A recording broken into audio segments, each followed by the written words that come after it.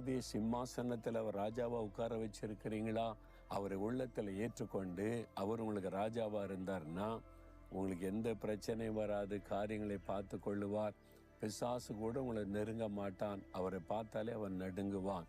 ஏன்னா உங்கள் விடுதலைக்காக சிலுவையிலே மரித்து ஜெயம் எடுத்த ஒரு ராஜா அவர். அதனால இயேசுவே என்னை ரட்சியும், எங்களை ரட்சியும், எங்களுடைய வாழ்க்கையில நீர் வாரும், என் இருதய சிம்மாசனத்தில் ராஜாவாக அமரும்னு சொல்லி பாருங்க.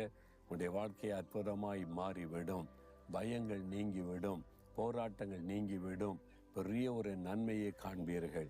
சொல்றீங்களா? இயேசுவே நீ ராஜாவாக வந்து என் இருதய சிம்மாசனத்தில் அமர்ந்து கொள்ளுங்க.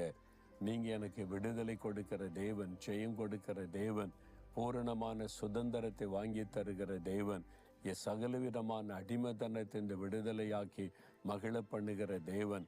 நீர் இப்பொழுது என் இருதய சிம்மாசனத்தில் ராஜாவாக அமர்ந்து என்னை ஆளுகை செய்து நடத்தும். இயேசுவின் நாமத்தில் ஆமேன்.